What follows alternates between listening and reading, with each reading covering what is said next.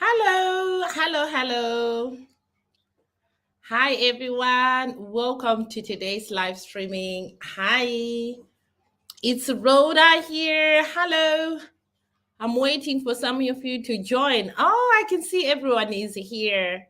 Hello, guys. Welcome to today's live streaming. And it almost happened that we were going to streaming. I'm glad we managed to schedule this. I scheduled this live stream today, actually, a couple of minutes ago. So yeah, welcome, welcome. Who's joined us?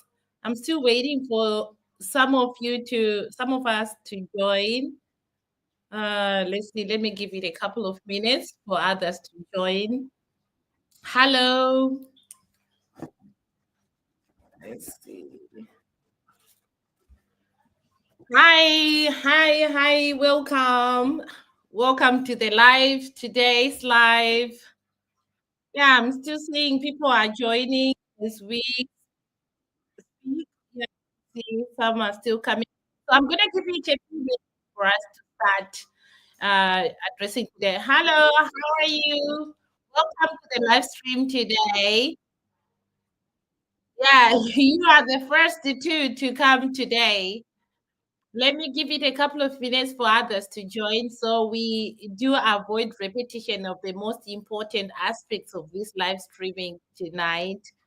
Let me see.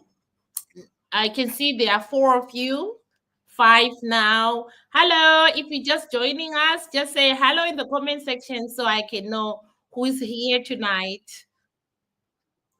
Yeah, if you just joined, just say hello in the comment section so I know whom I'm speaking to. You know, it makes it better when I know the people that I'm speaking to. So just say hi, hi. Can you all hear me clearly today? I've been rewatching the live streams I did in the past, and I've realized that there was some breakdown, like the sound wasn't that great. So I decided to use microphone today. So can you hear me clearly today? Ah, perfect. That's perfect. So it means this microphone thing is working. Yes, I decided to use the microphone. Um, oh, it's breaking as well. I think today I'm okay. I'm all set with the microphone. Oh, then I don't know what's going on. Yeah, I've realized that in the past videos there were some break in, like I couldn't hear myself clearly as well. Like when I was replaying, there were some times when the audio was like just go silent and then pick up and breaking. So I decided to use a microphone for this live. I always use microphones for my normal videos, but never with my live streaming. So today I decided to have a microphone on. So I was hoping that this live stream would be as clear as I would love it to. But anyway, I can see others can hear me. When your microphone is closer, it doesn't break. Yeah, yeah, yeah. It's here. It's right here. I don't have any to pin it.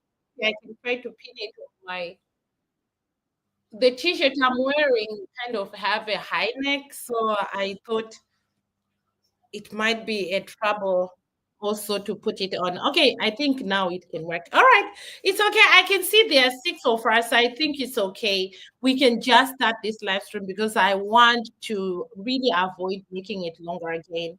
I just want to have, oh, it's better now. Yeah, maybe it's because the microphone is right here on me.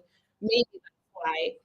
So yeah, now we can start. So it's better. Now it's okay. We can start now. So yeah, today's live stream, I actually wanted to talk about the estimated time of shipping. As you know, in the past, when I started calling up for this shipping together course, I was hoping that people would be so ready to buy the things, and I was hoping that we could even ship in December. Until when we started making those, and some really complicated. So the December shipment was totally um, not okay. We couldn't cope up with the December shipment because there were a lot of things happening then. Doors were being made, or orders were being placed, and the type of container we were aiming, I was aiming for, is quite a big container, which means I needed a lot of consignment for us to fill it up.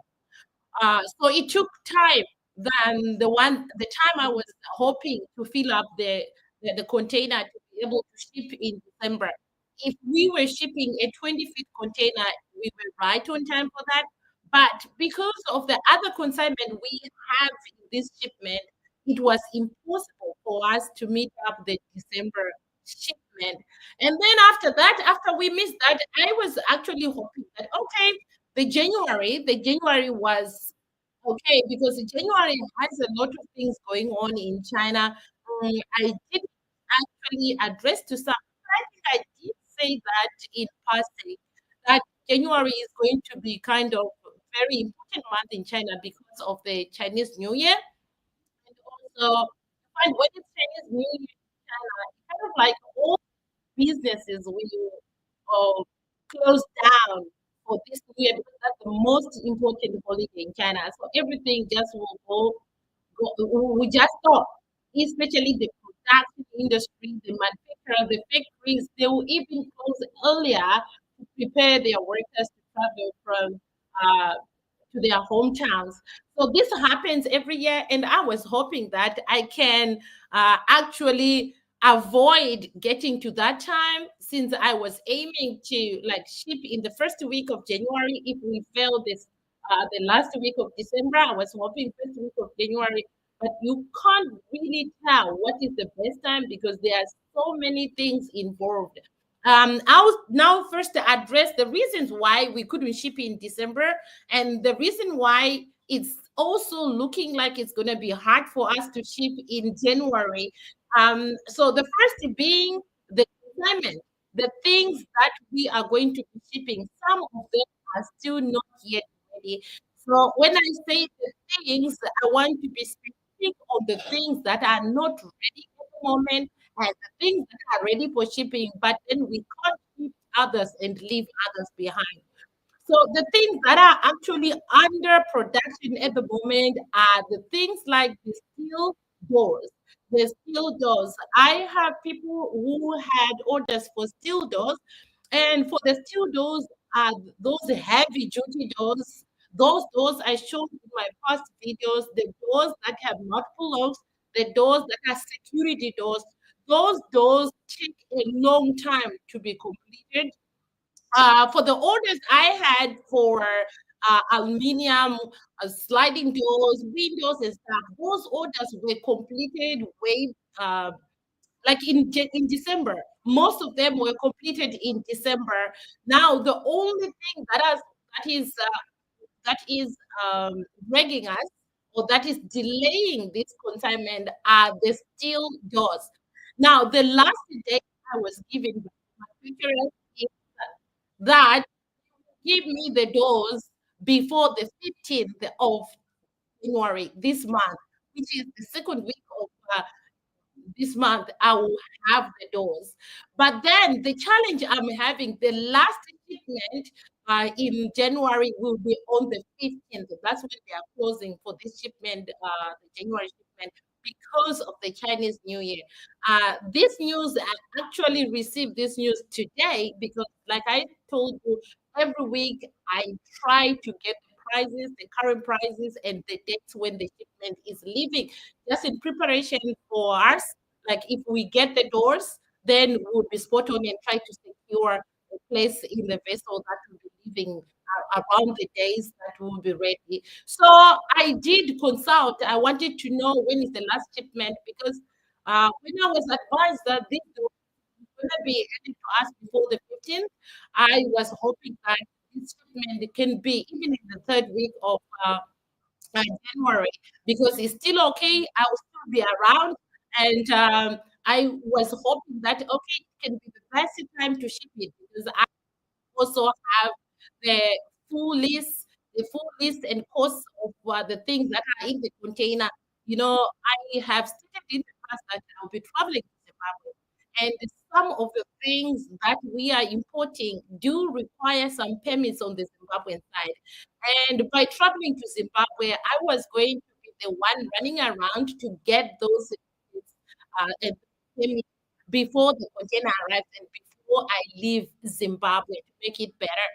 But as it is right now, our things are not ready, and it looks like, well, not looks like, it's not going to be possible for me to ship these things until after the Chinese New Year.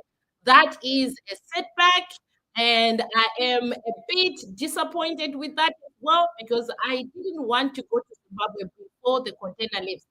But because of the Chinese New Year, that is not possible to do since the last shipment, the last days for the upcoming ship vessel is on the 15th. This is the date I actually got from the forwarding company today, and that's when they told me that this vessel will be closing on the 15th. So if I do want to put on, it has to be securing the container now. But then securing the container now was not possible because we don't have all the goods in one place.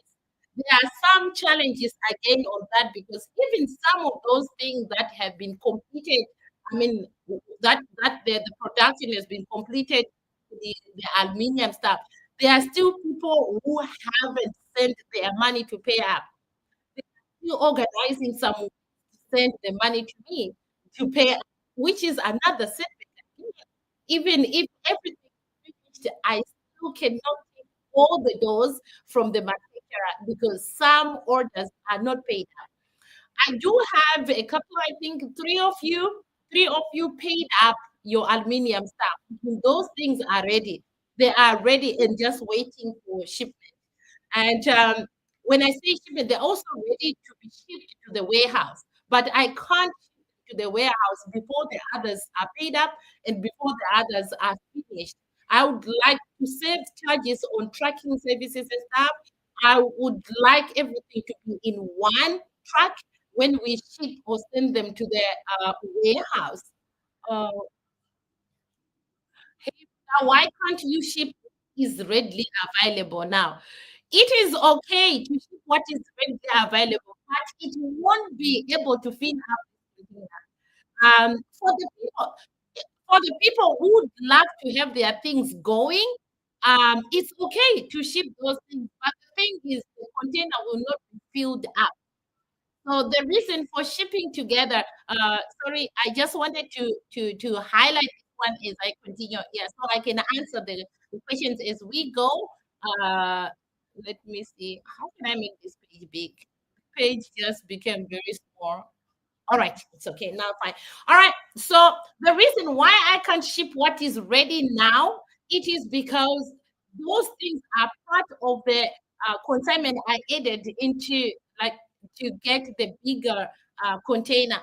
I can ship what is ready now, but that will be a smaller container. If that is okay with the people, they can let me know. If you want me to ship in a smaller container, I can do that. But then the price can be higher for the container and the bills. I mean, the splits we can make. Because, like I said, the smaller container actually has a capacity to take about 28 cbm of things. 28 cbm, which is way, way smaller. And the things we have all together can fill up a 40 H2, which is like twice of the 20 cbm. So if the people that has the things that are ready and they would like me to ship those things in a smaller container, it is very much possible. It is okay. I can do that. That would be way better. But the people who do have the things that are not ready, it's going to be a challenge again because I will also need to keep another smaller container, which means the charges for a smaller container are much higher. Even clearing that container is much higher. And the number of people who can stay in the smaller container are less because the CBM that can accommodate in the smaller container is also less. So you find that it's going to be costly, but if the people who have the things that are ready are willing to bear this cost, I can ship that. I can ship that. So it's another thing again. Um, then another challenge is also, even there are people who did buy things on their own, those things, yeah, we can pay. Let me see. Do we have to pay ETA on when the others will be able to pay off their balances? Do we have yes, yes. Those ones that are paying for the doors, I actually have two people who have to pay now. In fact, the others are having challenges. These two people are having challenges with their banks because what they are doing is they're transferring money through my bank. But then there was an error. The money came, and I went to my bank to collect the money like last Friday. I hope some of them are even here watching the video. I went to the bank to collect the money, but there was an error on my name, which is a very big no when transferring to China. If there is a simple mistake, maybe a spelling or anything, they can release the funds. So we had to send the money back to the sender. The sender has to send back to China. And this one is also a delay on us when it comes to payment and release of goods. So we'll have to collect that money, pay, so the factory can release their goods with me. This, I'm hoping that on Monday, all this will be settled, as banks did not work on during the weekend here in China. So I'm waiting for Monday to see if we can settle this. We can settle this problem, and then all will be good.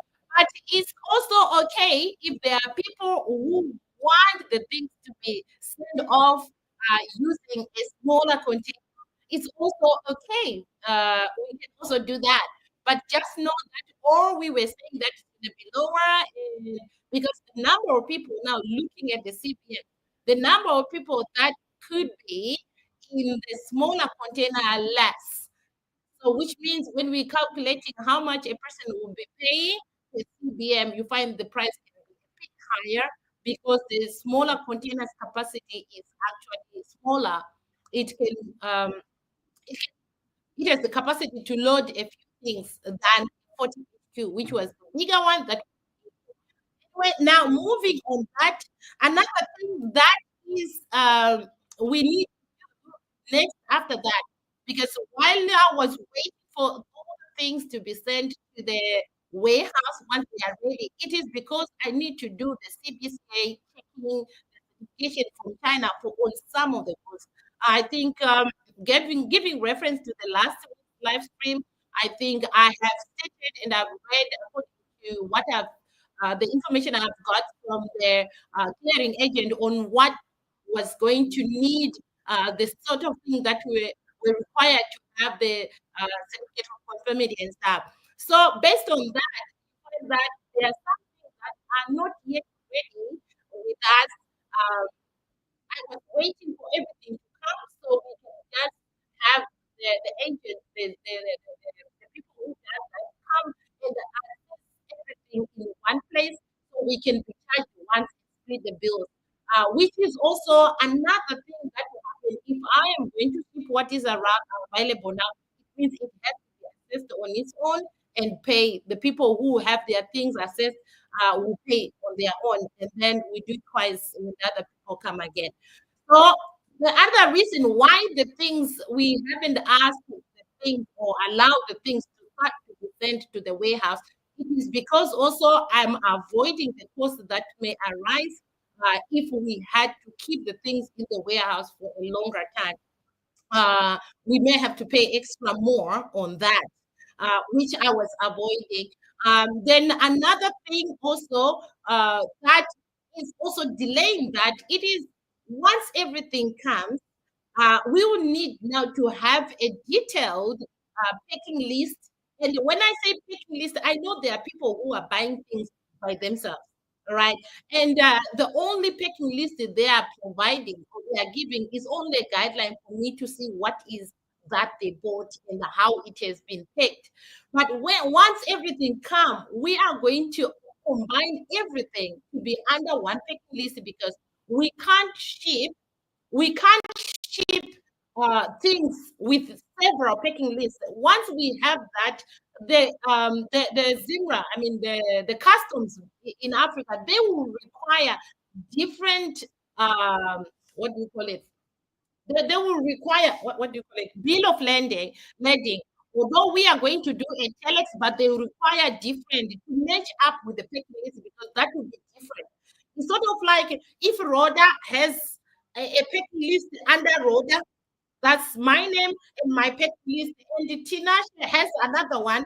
That means we are totally two different people that are operating under one shipment, which means everybody will have to carry their own bill of lading on that. I would like you to understand very well on that, that even though you are buying things on your own, but those packing lists you are getting only give me a guidance. I still have to take your packing list and now create one packing list for everything that's going to be in the container. And another thing, we will need to come up with the commercial invoice for the total cost of all the things that are going to be in the container. So it's still not going to be an individual thing, it's still going to be a combined thing. So we are shipping these things under one name. So everything has to be under one name because a change or a difference in that, it also attracts penalties in Zimbabwe. It attracts extra requirements when the things arrives in Zimbabwe, Zimra, they will require a lot of documents to match up with those bill of ladings, with those packing lists, with those commercial invoices, which will even make it harder for us to clear this container. That's why I said at the beginning, everything that we are going to ship, I'm going to put a mark that shows that this thing is yours. That's another reason that I have to have full control of your things, even when you buy yourself.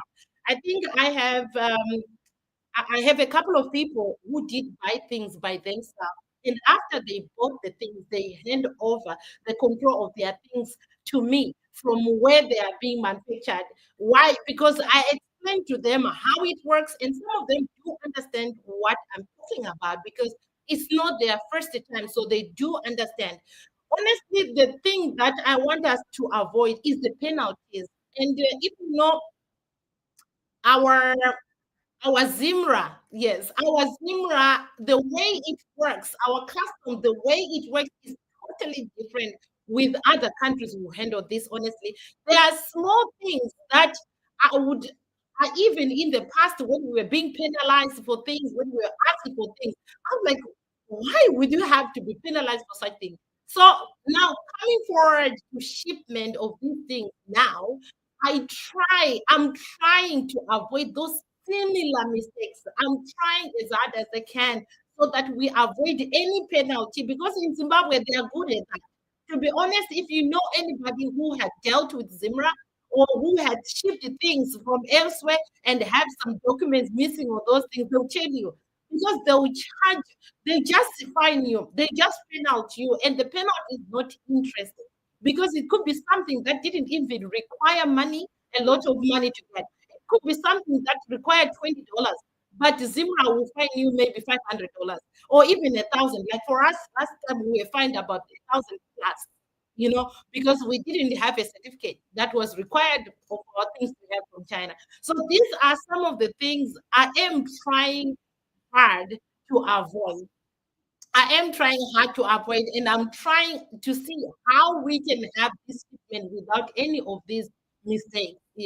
So, yeah, now moving on forward to that, another thing that I would like to address, and I would know after this picking list and the commercial interest have been issued, we will know the total cost of our, because when duty is calculated, it's not calculated as per product. It is calculated as the total of our containers cost, right? Like how much of consignment do we have in the container and the cost, the total. Let's say suppose the total cost of everything that will be in the container is 10,000. Duty is calculated according to that, not according to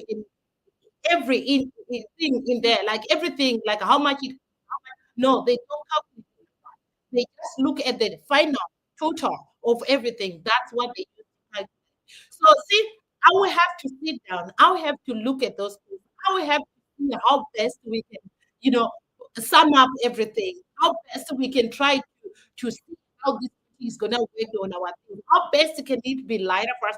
Is also something I'll have to sit down, and I also promised you in the past video that there are some things that we have to look at, but I'll only address those things to the people that are going to be shipping once I created the duty. There are things I cannot speak directly on live streaming like this. There are things that uh, I will not address here. I think you can understand. There are things I will address in the smaller group once everything and every list is done.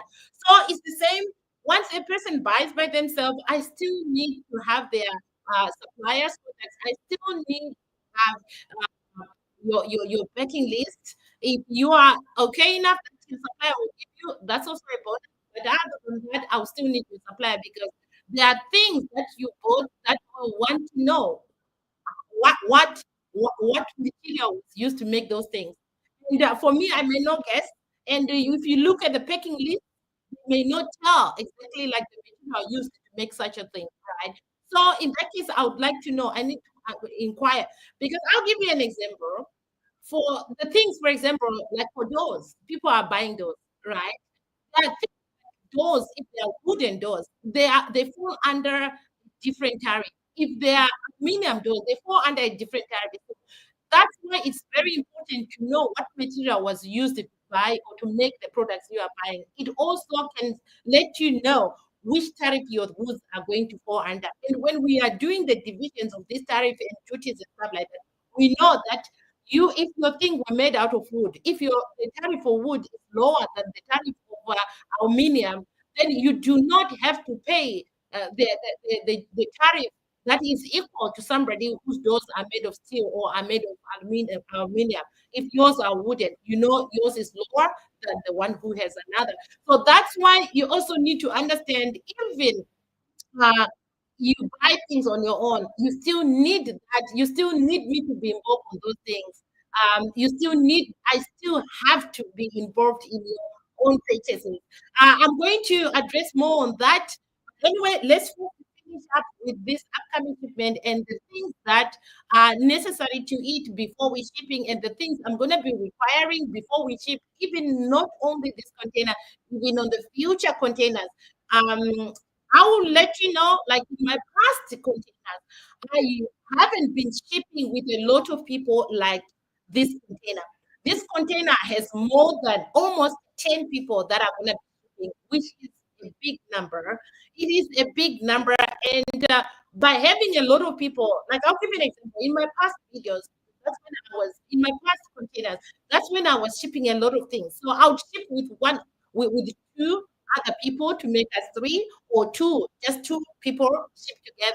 And you find that collaborating and talking about these things, it was much easier because we were just two people or just three people. So it was so easy in the sense that when it comes to payments and stuff like that, we were just doing as we go. Like when it's duty, we just call each other and say, "Hey guys, we need to pay up this amount," and we all contribute quickly, and everybody was ready. But now it's coming to understand that there is going to be a lot of us in the container, and to have misunderstandings and to have to reduce some delays when once the container arrives, because the delays of the container before it leaves China, it doesn't cost anybody like who is not involved. It doesn't cost you on that. But once the container has left and the container has arrived and the duty money is not organized, the duty money is not yet there, the container is gonna be I forgot the name that is used for that when that is used when the container arrives, but it's not released because we haven't paid up the duties and stuff like that. I forgot the name. I think some of you may know. Once that happens, I know and I've heard that it's quite expensive to keep your container waiting within their premises, waiting for clearing it. They will be charging you on daily basis. So as you know, we are many, and to avoid situations like that, because I know some of you are very swift on payments. Like when I told you your things are ready, a lot of you paid up very fast. And even some people have already purchased things on their own, those things are paid up. But like I mentioned, there are those that I'm still waiting for.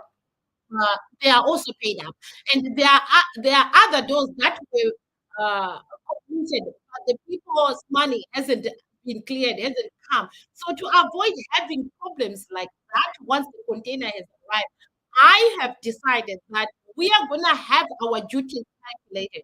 We're gonna have all that's required of us ready before the container has been dispatched. This one can avoid all this. Honestly, I am working with a lot of you. So, to be honest, to be on the safe side, we need to have the money all together before the container leaves. That way, I know we are all safe.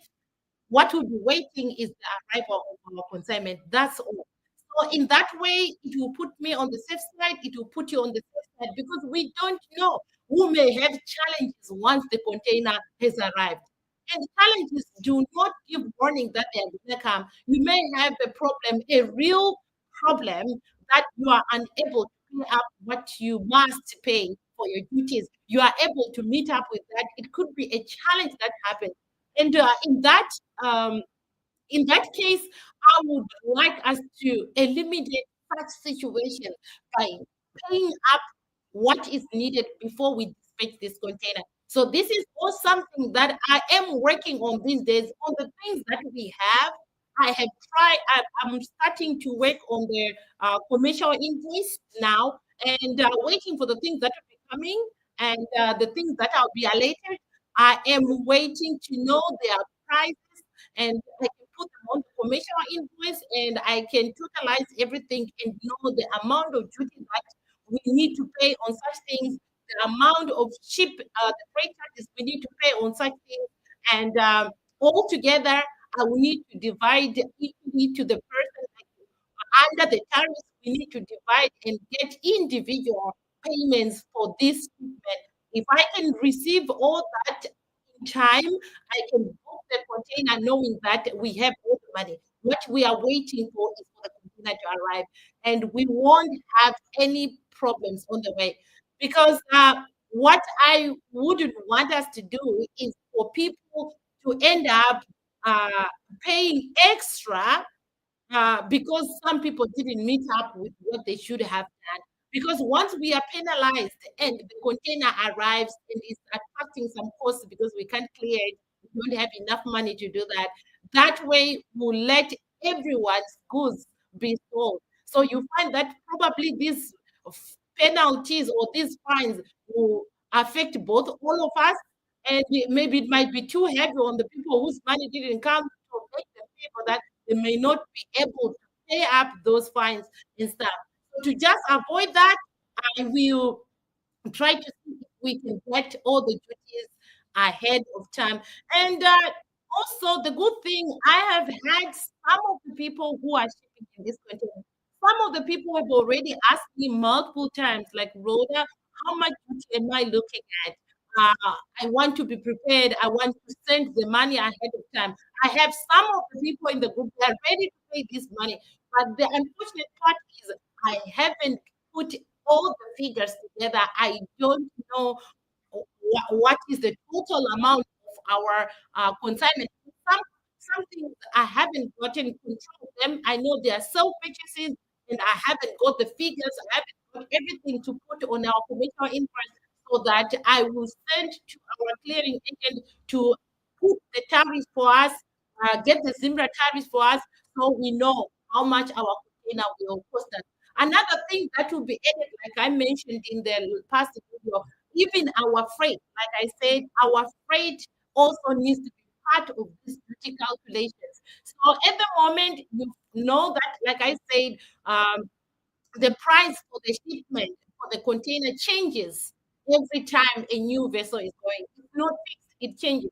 So I can't really know how much we're gonna get, what amount we're gonna pay on the next vessel that will be. Yeah, there's a question here. Um, if we miss the 15th shipping date, when are we estimating the next shipment? The Chinese New Year will be over in the second week of February. second week of February, the Chinese New Year will be over, and by most companies, even the shipping companies, the warehouse people, even these forwarding companies, they'll be back to work. So soon after that, and I will also be back to Zimbabwe around the second week of February. So that way, it's gonna be easier for us to try to grab the first vessel because that week, I'm sure they will be so busy. Even if there is a vessel dispatch, I'm sure it will be filled up as quickly as possible because from the 15th, no one is shipping, but a lot of people do have things to ship. So there's gonna be a demand for a place for shipment, which I would try to organize with our forwarding company before Chinese New Year. I'm trying to make sure that all our consignment will be in one place, and we should at least get the shipping and the CBCA certificates before the Chinese New Year, so that the next vessel coming, we will try to grab our next vessel after the Chinese New Year. I would love us to be in that. And also, I'm sure from then, during the Chinese New Year, all of us will know what we're supposed to pay. And I'm hoping that during that period, we'll be able to send all the money that is required for our shipment. And although I'll be working on an estimate when it comes to the shipment, but it always settles around the same amount.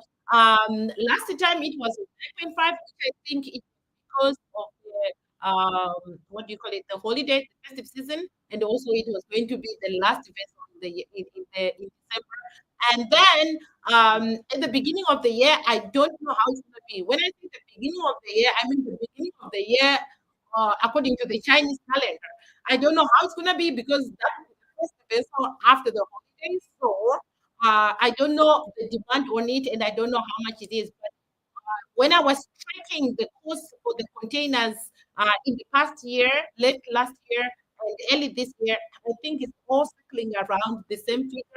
It 9,000. There was a time I got it, it was an 8.9, and it was 9,000 straight, it was on 9.3, it was on 9.5 the last time I checked. So I'm quite sure it won't be far from that.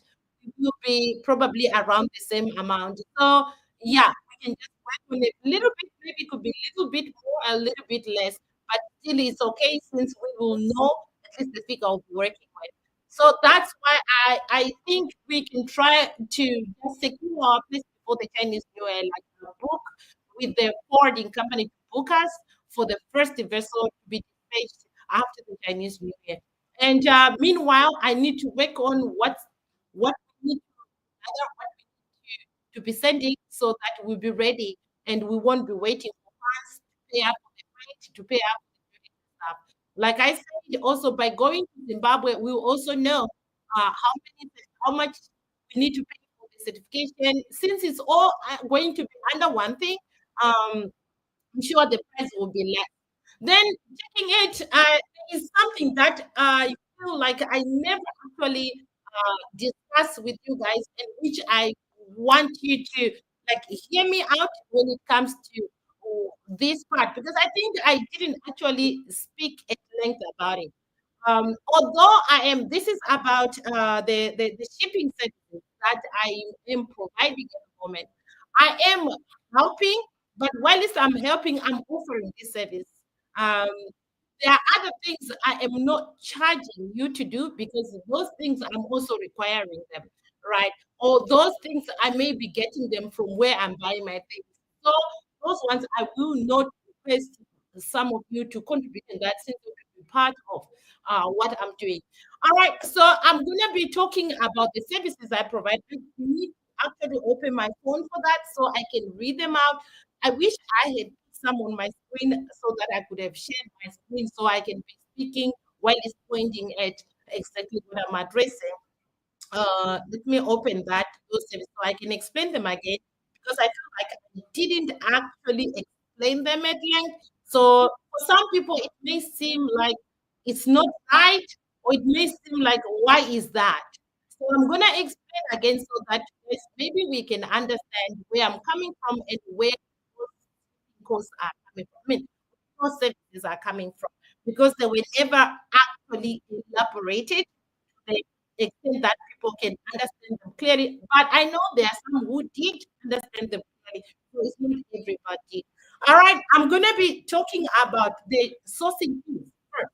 I think that's the first on my invoice. That's the first, and the first one, the sourcing fees. I have mentioned that it's $80 per edition, but I know a couple of people. I even went up out of my way to after they paid the $80. I even did some extra sourcing for them.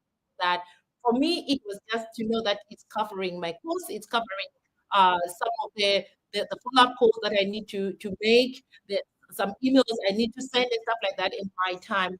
But usually it's not really tallied to the work that I go through when it comes to sourcing. So it was $80.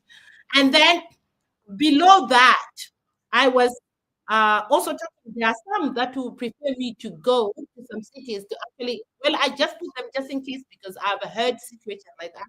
So I didn't want to see them in the event that somebody will see and say, I never saw it on your quotation, right? On your invoice, like that. So I was like, okay, let me just put it because there are some people who would ask me to go to some cities to do a product testing or to view to see the samples of the things they want before they actually make the big order. There are people like that.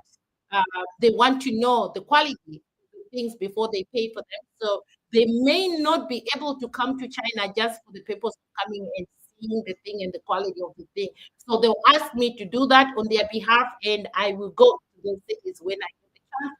So in that case, the person will have to cover the transportation costs for me to and from that place, and they also have to cover the hotel cost, which is not that much in China anyway. So the hotel cost they prepare for that, and uh, then the payment of my time of going there, it is negotiated, looking at how long or how far is the place and what need to be done and what they require of me when it comes to that. So yes, that one will be negotiated between me and the client who asked me to provide such service for them. And then we go and belong to that. There is $100 per hour. $100 per hour is the charge I this is the charge I pay for the service of accompanying some clients to the factories or companies or visiting the places where they want to buy things. Sorry guys, I'm talking too much and my throat is a bit dry. Let me drink some water.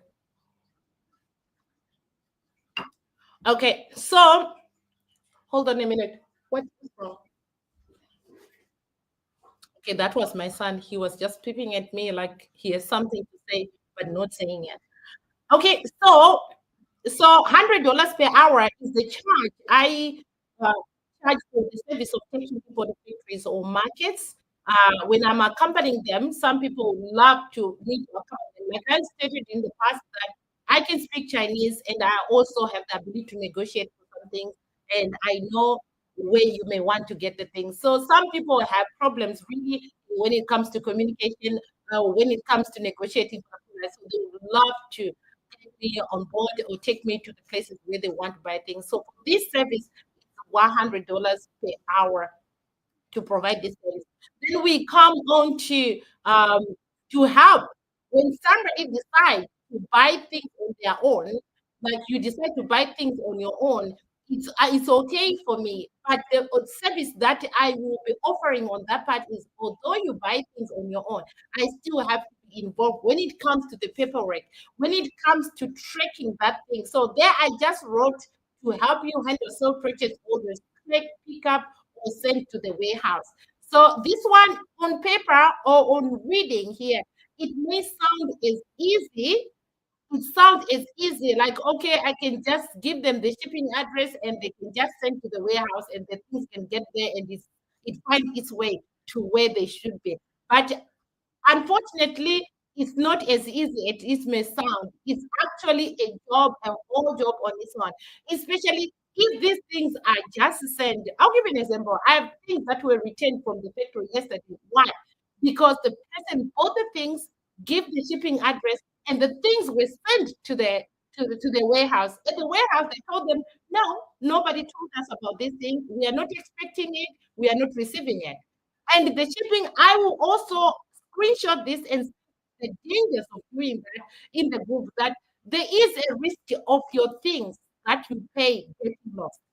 There's a risk on that. If I'm not involved, if I'm not going to be talking to these factory workers, if I'm not following your order, whether it arrive, what time it's going to arrive, right? And my phone number is not linked to it. Your thing is gonna be unidentified. It's gonna be returned back. So now it depends on who is sending that thing. Who did your supplier give to this thing? So some suppliers, once they dispatch it, they are done with it. They give the invoice to that tracking, right? They give that for the freight, local freight. They are done with it. They'll tell you they release your thing. They are done with it. So once the things are nowhere to be found, you are on your own because no one can track you, right? That's number one on things that you sell by. So I'm still needed to be there to track your thing. Once your things are safely in the warehouse, I need these things to be accounted for. I need to add them to our um, packing list. I need to know the price of these things so I can put them on our commercial invoice, because once they're in the container, they are also going to attach it in Zimbabwe. They are also accountable for. We need to write everything that's going to be in the container. It has to be known. It has to be on the packing list. You can't just load the container without writing the thing that you're putting in the container.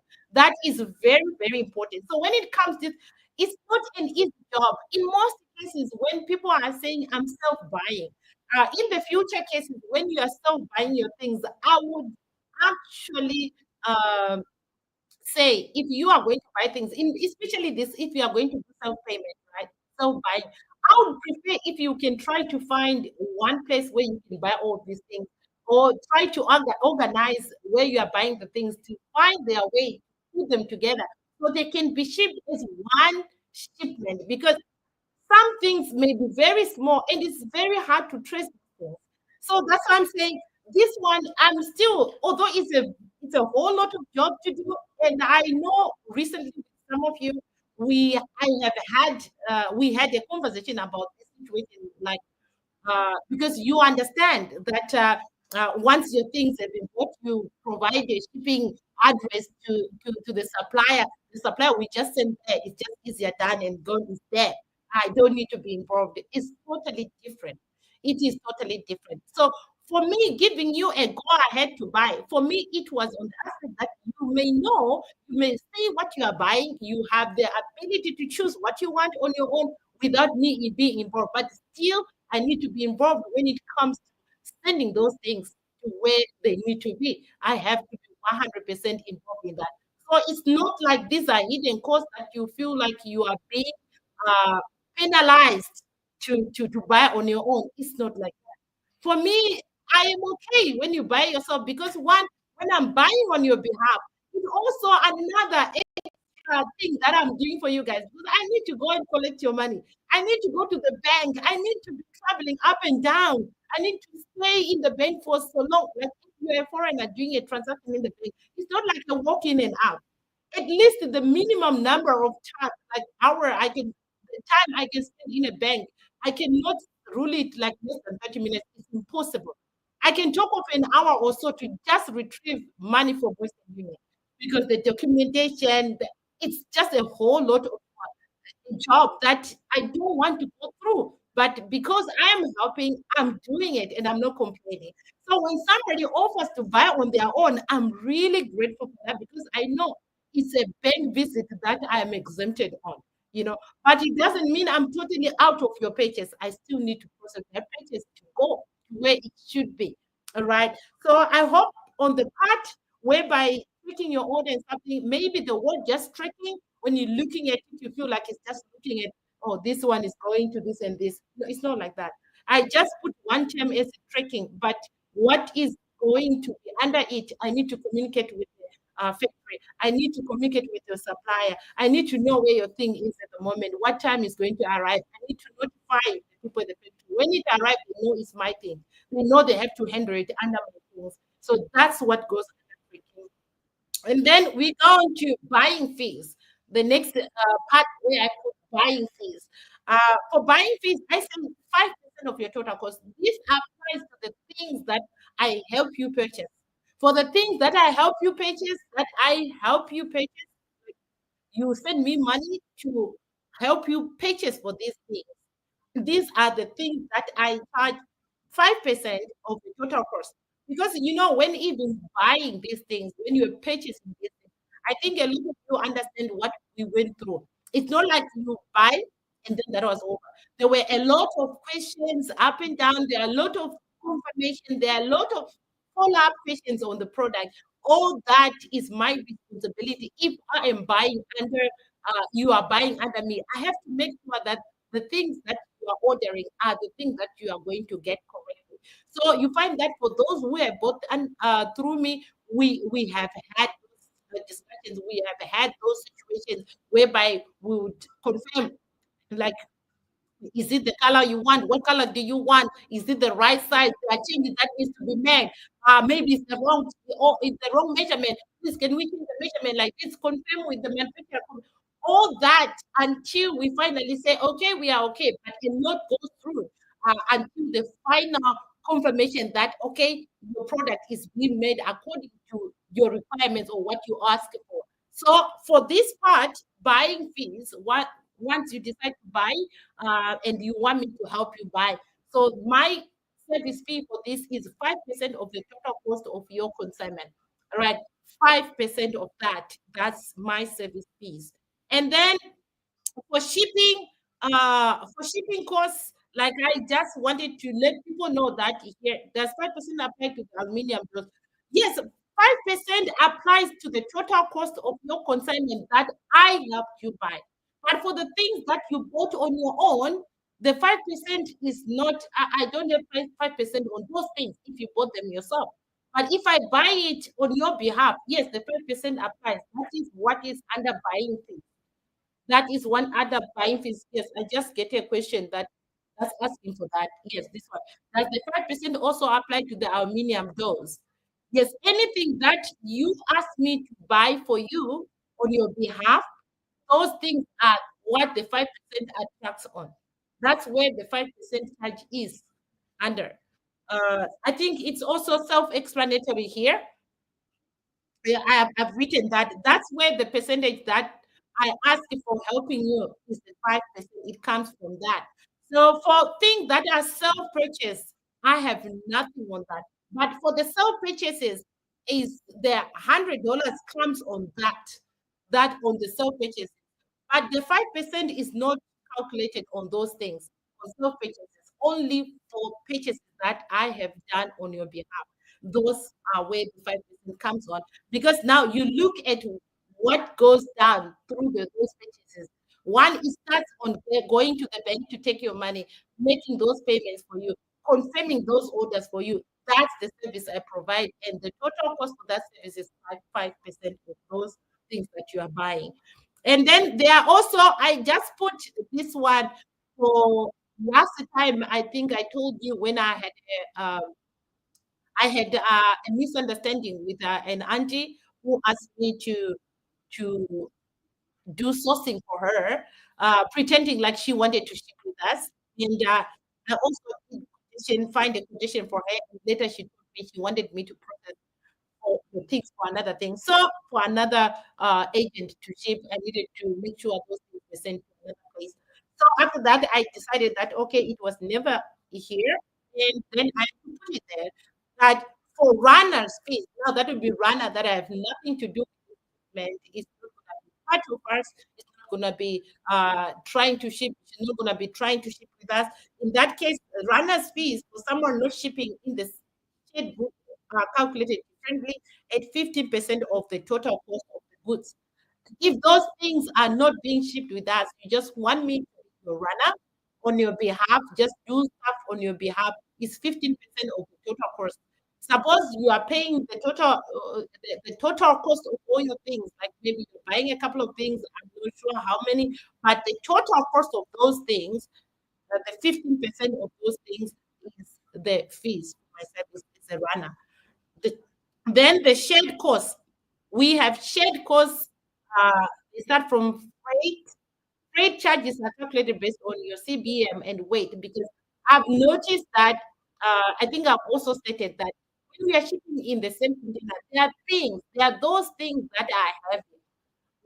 If our things do have the same weight capacity, right? They all weigh the same thing. We're gonna make our container maybe fill to a certain point. If all our things are lighter, we are able to fill up the container to brim. Because, like I mentioned in the past, the container may be big, but the required weight limit for any container, regardless of its size, is 28,000 kgs. 28,000 kgs is the maximum number of kgs required on any container, regardless of the container size. So you find some containers, even if it's a 40 HQ, but the things we are filling in the 40 HQ are heavy, maybe two things, maybe three things, but they are heavy. And those things may even require maybe a capacity of a 20 feet. Putting them in a 40-feet container will not make it lesser.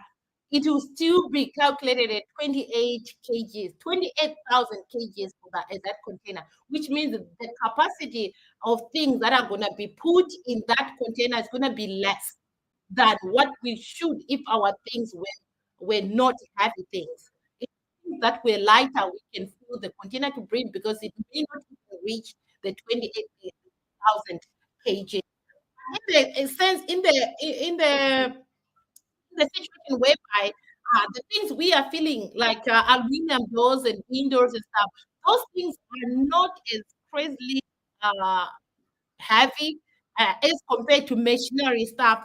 Because I know as we're looking forward to this, we have some things that are like one thing. It may weigh like 1,000 kg. It may weigh like 200, 500,000, 500, yeah, 500 kgs or so. It's one thing. So you find that if we have more of things like that, it means this container may not carry a lot of things because the weight of the container will exceed the number of kgs required for every container. In fact, all the containers are required not to exceed 28,000. So regardless of their size, whether it's a 20 feet, whether it's a 40 feet, whether it's a 48 cube, it doesn't spare them when it comes to the number of kgs required for these containers. They all must weigh under 28,000 kgs. So in that case, if the container is filled to brim and all our consignment are weighing around the same weight, or we are not exceeding, we are able to fill to brim, then the shared costs are going to be equal for per CBM. So now looking at other people's things, they are not even heavy, they are weightless.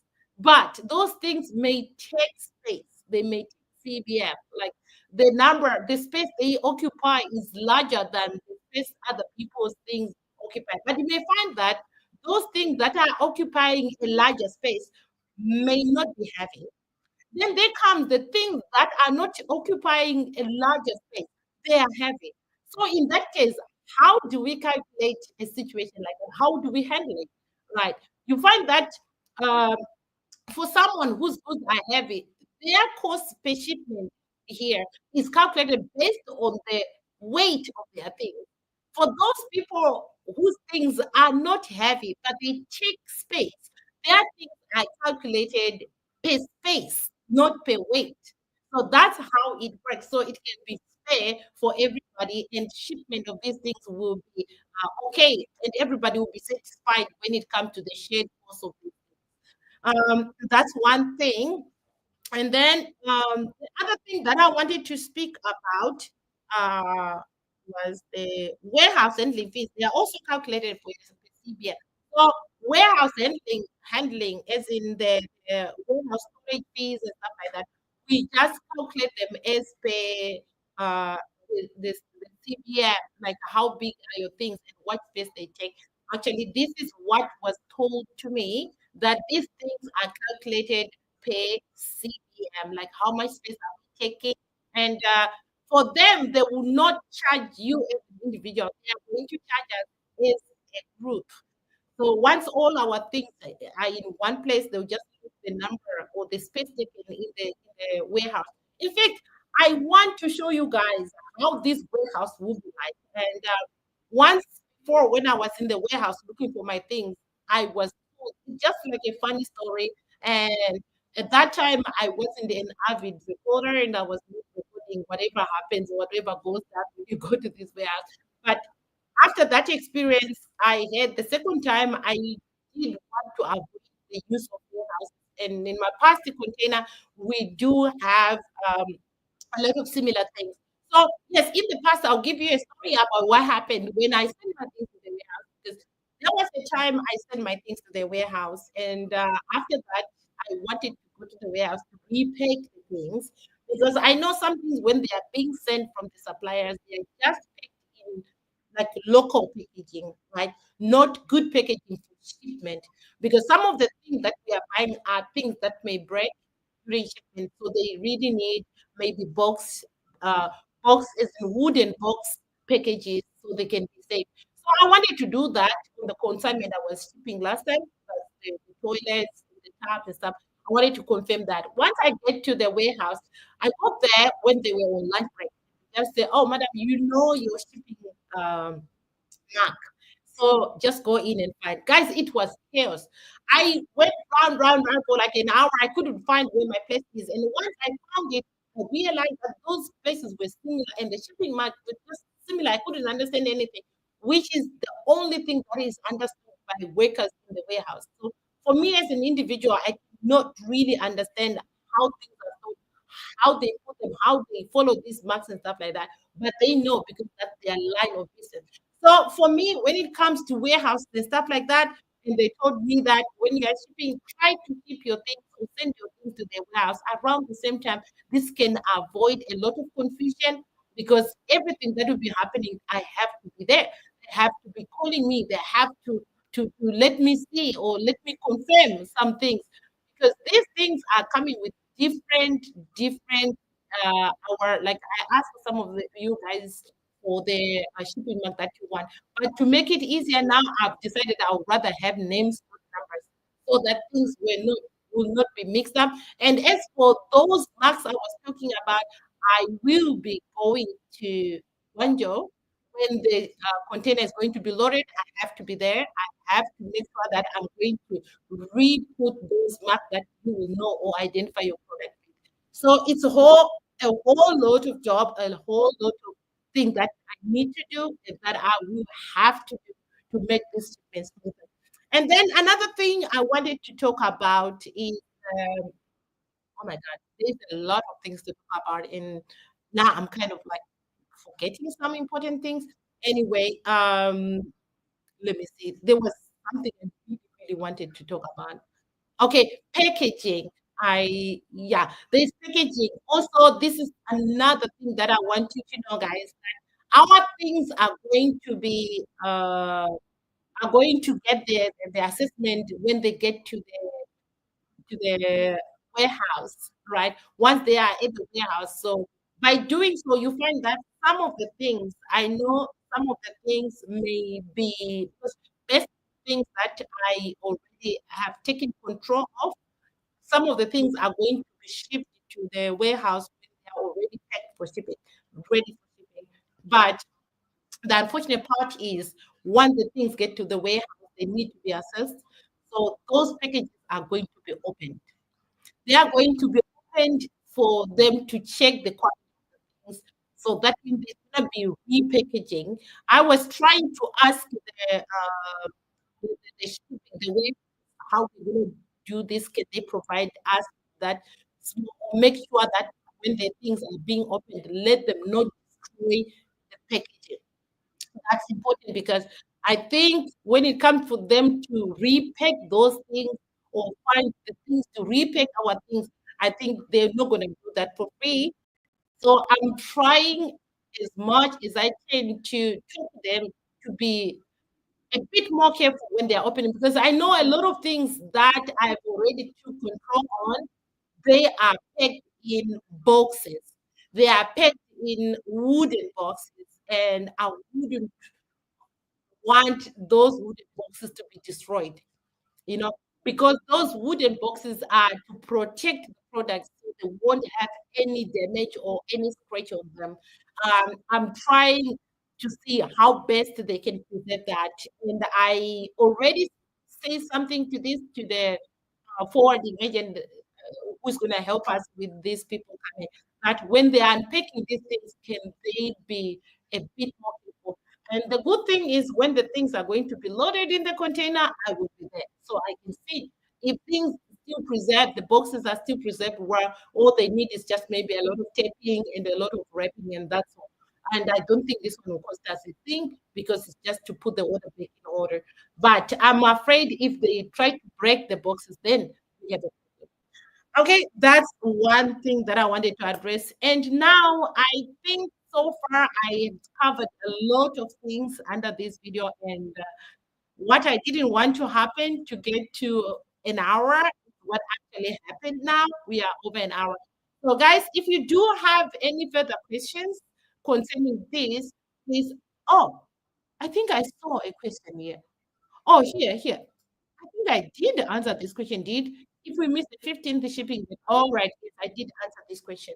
Yeah, if we miss the shipping date, the next shipping date will be soon after the Chinese New Year. I'm trying to book for a vessel that will be leaving, and I'm also hoping that all the money that is required for this shipment, most of us would have spent this money and it will be ready, just waiting for the next vessel, so we can be in the next vessel. And I also heard that usually the earliest vessels will not delay that much. And since there will be a lot of consignment waiting, so filling up these vessels, they say they usually take a lesser time. Like when they open a shipment, it takes maybe 2 weeks to load this container, to have to go through Chinese custom clearance and then weighed and then loaded in the vessels. It takes maybe a week or more than a week to do that. And if the vessel is not full yet, it won't leave. They have to wait for more containers to come. But after the Chinese New Year, since now the last shipment is on the 15th, and so everybody will be waiting, everybody will be loading or will be waiting to load, will be waiting for the first vessel. So imagine from the 15th until the 10th or the second week of February, a lot of people will be waiting for their consignment to be uh, shipped. So if that's so, I want to believe that the shipment will not even take 2 weeks. It will not load the container once they open the vessel, the purchases of and the hiring of containers. I don't think it will even take time. So I think this time this vessel will be a first come first serve. That's what I think. That's why I am trying to make sure that we get a spot on that. The first vessel to leave China, we get a spot in it. So it's a first time, first come, first serve. That's what I think because it will be the first one. So by that, I mean it may even reduce the time that we need to receive our things in Africa. We won't have much time because this shipment will be just going straight. So it will be faster. Another thing I wanted to speak about. I don't know for those who are following news and stuff like that. I had a client who called me. There is somebody who called me this morning and they were asking me the question. Actually, I'm not really aware of that, but I don't know for others about the problems happening in Mozambique. Uh, what's the depth of it, whether it won't affect the containers coming and stuff like that. I am not really sure about the current situation now, but last time I was talking to the agent, he told me that they are clearing containers. There isn't a problem, or they haven't met any problem because the last time I spoke to him, that was last week when I got those tariffs and stuff and things like the certificates and stuff. He actually advised me that at that time they didn't have any problem, but he wouldn't know what may happen tomorrow or the day after, since they still have those disagreements and stuff. And I'm just hoping that by the time we ship, everything will okay. And also by traveling to Zimbabwe in a couple of weeks, I think I'll be able to also know the news about the neighboring country. Some of the things we may not know just looking online and stuff like that. We may not get everything. But being on the ground, I'll be able to also assess how people are comparing, how people are clearing their containers from different parts of the world at border posts and stuff like that. I'll be able to also check on that and also let you know before we do. If something like that or there are challenges, we have to change the port. But at the moment, we'll be just working on the China to Beira. That's Nanshan to Beira. That's the route we are taking. Nanshan, that is in Guangdong, because that's where our shipment will be leaving China from. That's Nanshan port. So once I know that and I'm aware of that, it's going to be easier for us. But if there's still a challenge on the arrival port, we have to think of other ports outside of Mozambican ports. We have to find others. I know there's another one that I had that is in forgot the name of the country, but there's another one. People usually say it's a bit far as compared to Beira. But although that port also, I hear that it's quite far, but it's actually cheaper to ship from Nansha to that port. It's Dar es Salaam. Yes, Dar es Salaam. I heard it's actually cheaper from China to Dar es Salaam, but the cost, what is costly about that is the freight from Dar es Salaam to Harare. That is a bit expensive. But as from China to Dar es Salaam is quite affordable. I've never used that port before. I've never used that before, so I'm not really sure about how it works to Dar es Salaam. I've always been using uh, China to Beira, and I didn't have any problems. But because of the Mozambique problems and wars and everything happening there. I don't know how the situation is, but when it comes to works and stuff, we may just send Dar es Salaam and then to Zimbabwe. Okay, now let me see. Do we have any questions? I'm just gonna let you guys send in your questions if you do have. Then we can, you know, end this live stream and then see you again next week when we have other updates. If we do have other questions, please just let me know before I end this live stream. Yeah, I can't really wait. I think the shipment of this, our shipment actually took longer than what I've expected. I really wanted to have this shipment shipped before I even go to Zimbabwe.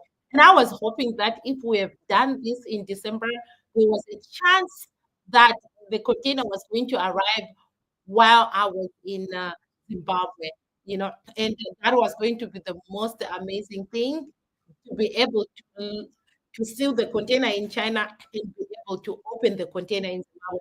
That was my wish. When I was calling for the December shipment, I was wishing that because there was a 99% chance of sealing the container in China and opening the container in Zimbabwe. There was a chance. And I was just thinking that if that sort of thing happened, I was actually in the mood to go to Forbes Buddha Post because that's in Tare, right? We do have family in Tare. And I was hoping that my wish was to, be able to go to Forbes Buddha Post and actually see what went down there because I've had stories, a lot of stories about Forbes Border. And yeah, I wanted to experience it during my short visit to Zimbabwe. But unfortunately, that's not going to happen. The only part that I'm going to have more experience on is to going into these offices, applying for these, what do you call it, these permits that are required, and also knowing uh, future sake for future shipments, knowing that how much do we really need to pay really for these uh, permits. Like I said in the past, we ended up paying a lot of money for these permits. Some of the money, I still doubt whether that was the actual amount that is required for those. Although I was talking to the clearing agent last time, I was like, okay, I'm going to be traveling to Zimbabwe, and some of these, would you allow me to do my own applications for these permits? Because I would love to see how it's done, and I would like to see what are the requirements and the amount we need to pay. And he was a little hesitant on that. And so, yeah, as long as you make sure you are not missing any information. So yeah, I want to be on the ground and do that. Thank you, Tyler. I want to be on the ground and do that. So maybe that's gonna be the part that I am going to, you know, have my hands on and also enjoy doing and see what really goes down and what are the requirements. Is it hard? Because some of them it seems like it's hard. Um, it seems like it's hard when it's being explained to you by the clearing agent that, oh, it's not easy. Certificate ignorance. So I want to go and see how hard it is for those certificates to come out. Anyway, this one where I'm talking about that, I mean, that was a conversation I had before. The past, I mean, the last container that we sent and it arrived in Zimbabwe in September, right?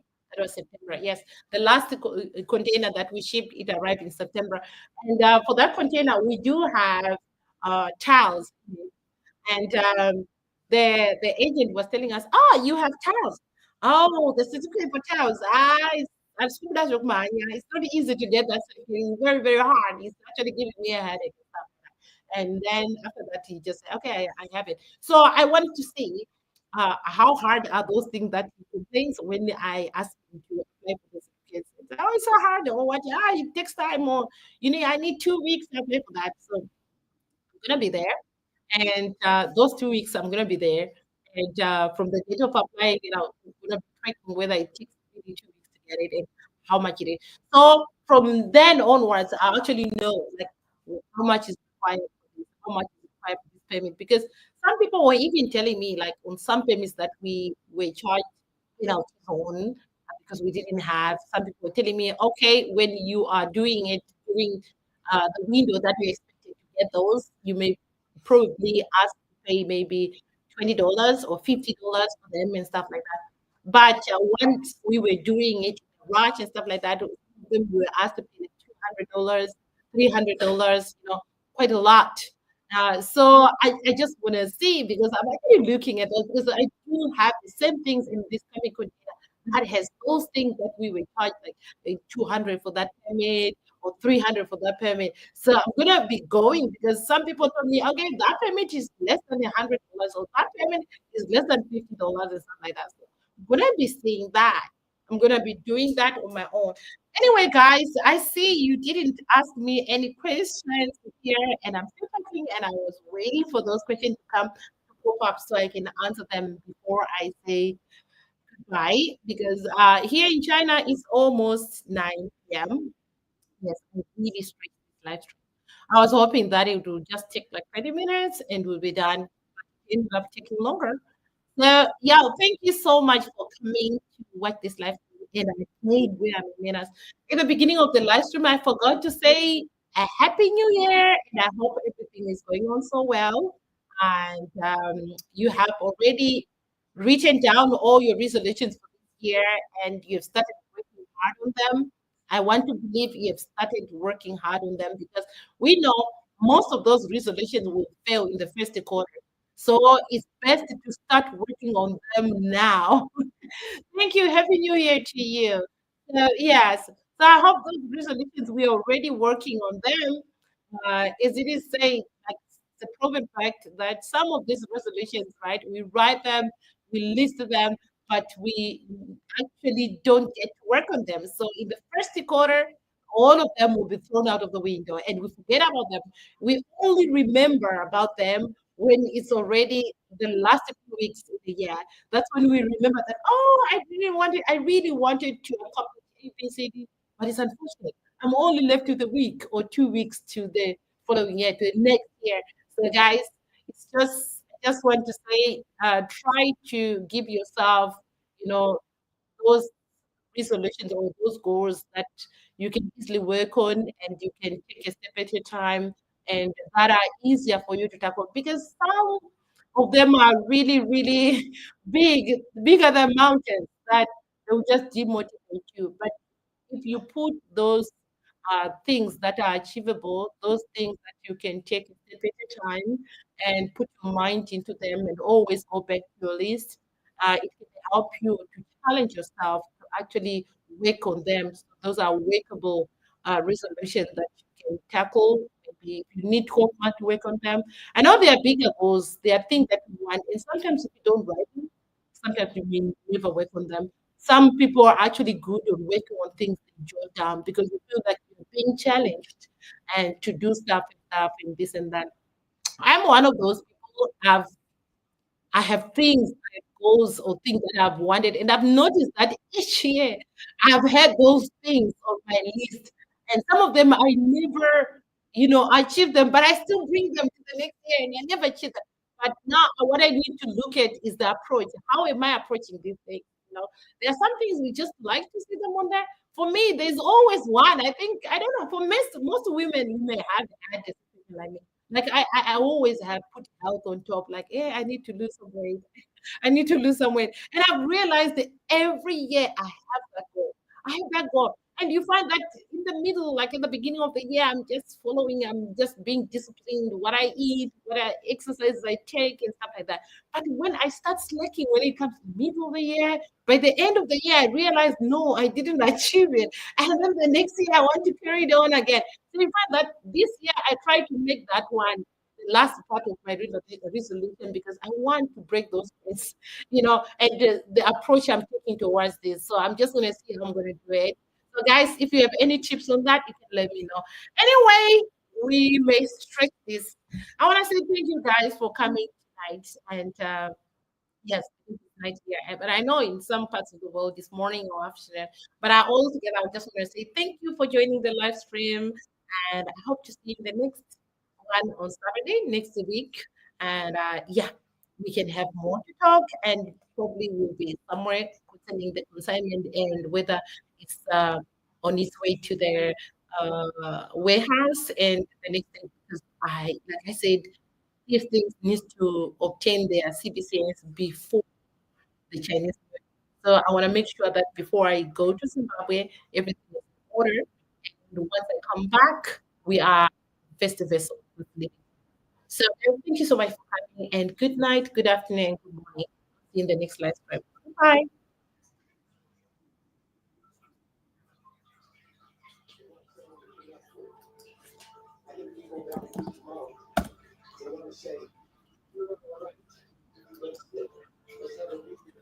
Bye.